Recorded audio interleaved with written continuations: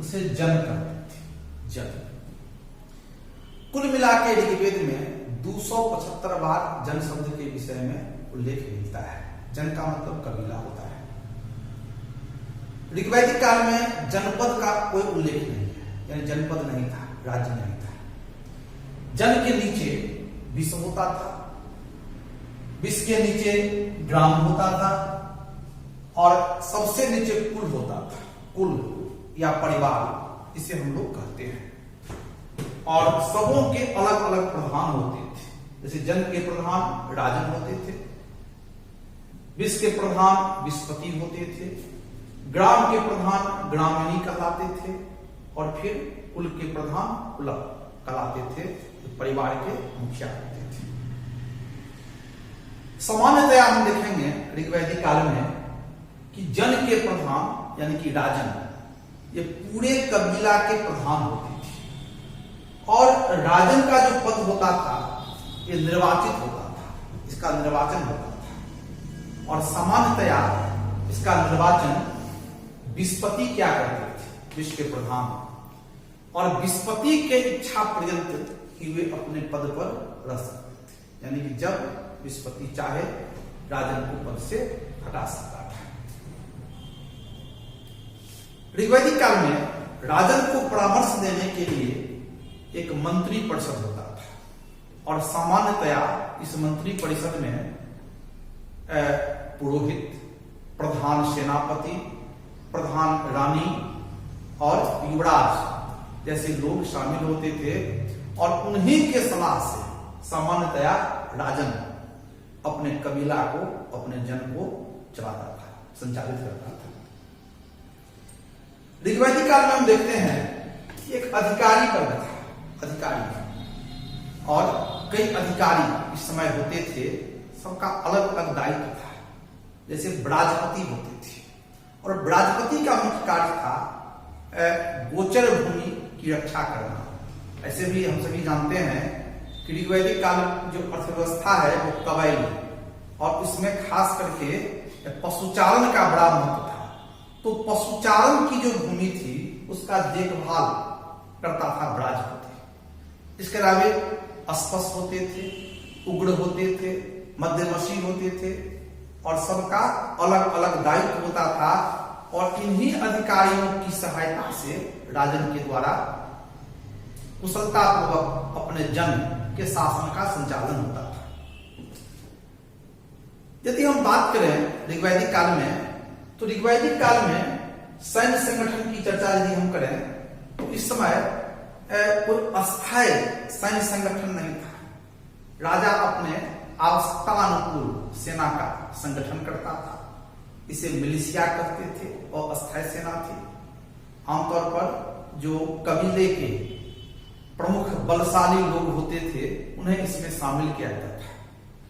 गण, ब्रात, सर्ग अलग अलग नाम से इसे जानते थे और आवश्यकता समाप्त होते ही इस सैन्य संगठन को भंग कर दिया जाता था ताकि राज्य पर कोई अतिरिक्त बोझ नहीं पड़े।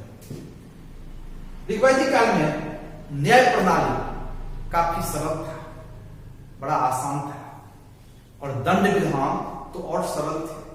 कहा जाता है कि ऋग्वेद में एक शब्द मिलता है शतदाय, शतदाय यानी कि 100 गाय।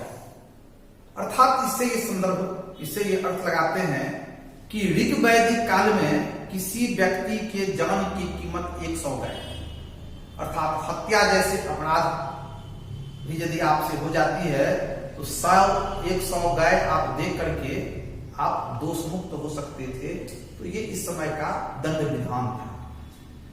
यदि हम बात करें कर प्रणाली का, तो ऋग्वैदिक काल में राज्य के आमदनी का कोई अस्थायी साधन नहीं था, यानी राजा को अस्थायी कर नहीं देते थे। लेकिन राज्य का खर्च काफी होता था, इसीलिए आम जनता के द्वारा स्वेच्छा से राजा को टैक्स दी जाती थी, कर दिए जाते थे। इसको बलि करते थे, चढ़ावा करते थे और इस रूप में लोग अनाज, फल, सब्जी वगैरह वगैरह राजा को दिया करता था। अगर हम देखें ऋग्वैदिक कालीन बाकी व्यवस्था के संदर्भ में तो एक बड़ा महत्वपूर्ण है जनतांत्रिक संगठन। बड़ा इसका महत्व था जनतांत्रिक संगठन का।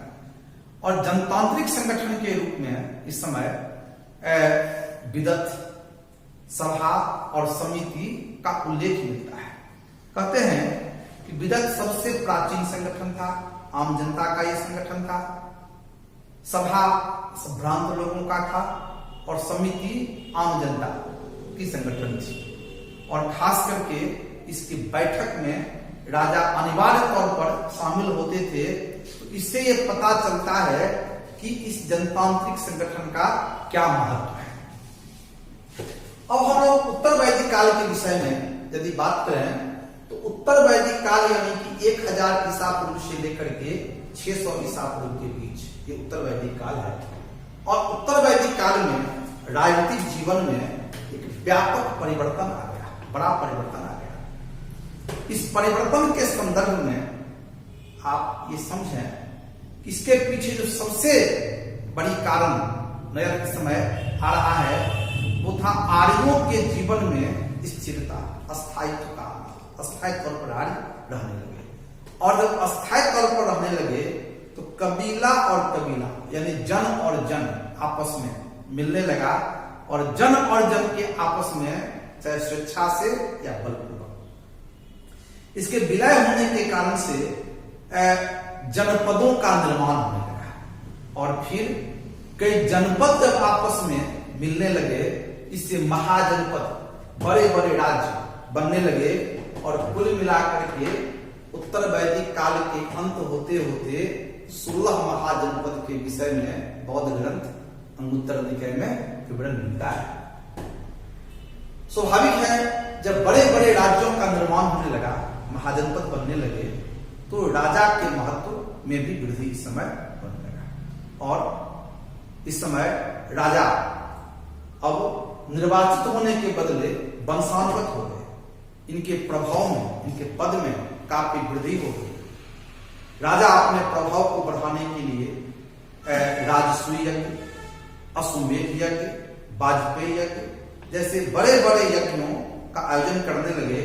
और इस यज्ञ के माध्यम से अपने अधिकार में वे काफी वृद्धि करने लगे। यानी कि जनता के ऊपर अपना प्रभाव को स्थापित करने के लिए बड़े बड़े यज्ञों का राजन ने सहायता किया। उत्तर वैदिक काल में राजा को परामर्श देने के लिए एक मंत्री परिषद की चर्चा मिलती है। और इस मंत्री परिषद को रत्नीन कहते थे, रत्नीन। और सामान्यतया इसमें 12 मंत्री होते थे। सबों का अलग अलग दायित्व था। सेनापति, पुरोहित, युवराज, महिषी, ग्राम के प्रधान, जुआ के प्रधान, खजाना के प्रधान, इस प्रकार कर वसूलने व्यवस्था के प्रधान। तो अलग अलग क्षेत्रों के प्रधान ये मंत्री होते थे। राजा और मंत्री के बीच बड़ा गहरा संबंध होता था। राजा मंत्रियों का विश्वास प्राप्त करने के लिए समय समय पर एक हवि नामक अनुष्ठान का आयोजन करता था। और कहते हैं इस अनुष्ठान के अवसर पर राजा अपने मंत्रियों के घर जाते थे, उनके देवी देवताओं की पूजा करते थे और आत्मीयता दिखाने के लिए एक ही थाली में बैठ करके भोजन करते थे। तो रत्नीन के साथ राजा का गहरा संबंध और रत्नीनों की सहायता से राजा अपने प्रभाव में और अधिक वृद्धि करता गया। जहां तक अधिकारी वर्गों का प्रश्न है तो ऋग्वैदिक कालीन अधिकारी कमोबेश उत्तर वैदिक काल में भी स्थापित रहे। इसमें थोड़ी और वृद्धि हुई।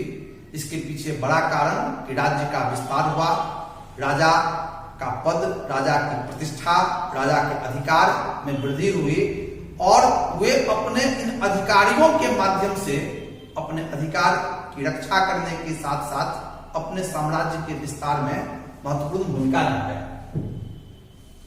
सैन्य संगठन उत्तर वैदिक काल में भी अस्थायी था, यानी कि अस्थायी सैन्य संगठन का विवरण इस समय भी नहीं मिलता है। राजा आवश्यकता पड़ने पर सेना का गठन करता था, आवश्यकता समाप्त होने के साथ उसे भंग कर देता था। उत्तर वैदिक काल में दंड विधान काफी पहले की तुलना में कठोर होने के संकेत मिलते हैं। जहां तक कर प्रणाली का प्रश्न है तो उत्तर वैदिक काल में कर व्यवस्था अस्थायी तौर पर अब लागू होने लगा, क्योंकि राज्य के भूमि के ऊपर राजा के अधिकार हो गए, इसीलिए राजा के द्वारा अब अपने प्रजा से, अपने जनता से भूमि कर की वसूली की जाने लगी और इस भूमि कर को भाग कहते थे, भाग। और सामान्यतया ये उपज का 1/6 1/6 भाग ये होता था, यानी कि राज्य के आमदनी का एक प्रमुख साधन हो गया। इसके अलावे लोग कर जो स्वेच्छा से अदा करते थे, जिसे बलि कहते थे, वो उन्हें प्राप्त होते रहे। उत्तर वैदिक काल में जनतांत्रिक संगठन का महत्व घट गया। स्वाभाविक है कि जब राजा के अधिकार में वृद्धि होने लगी तो जनता का अधिकार घटेगा, जनतांत्रिक संगठन का महत्व घटने लगा।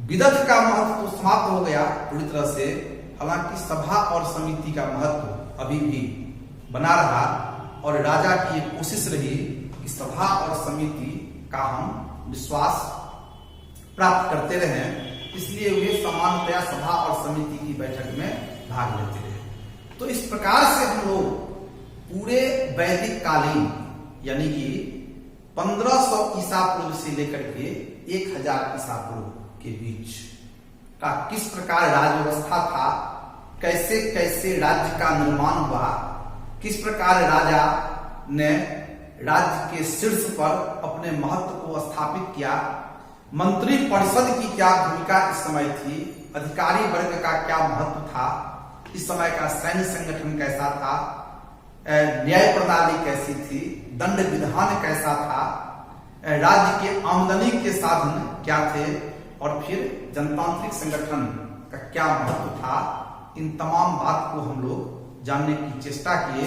यानी कि पूरे 1000 वर्ष का जो इतिहास है, भारतीय इतिहास है, इसे हम समझे और इसी के साथ वैदिक कालीन जो हमारा टॉपिक था वो पूरा होता है।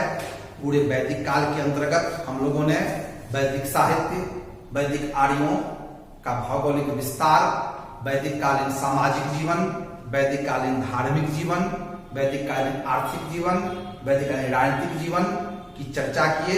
निश्चित तौर पर आपके लिए ये उपयोगी होगा, आप इसका बार बार अध्ययन करें, परीक्षा में आप लाभ उठाएं और सामान्य जीवन में भी अपने इस संस्कृति को समझने की चेष्टा करें और किस प्रकार हमारा 1000 वर्ष का भारत था इसको बेहतर तरीका से समझ करके अमल करने की चेष्टा करें।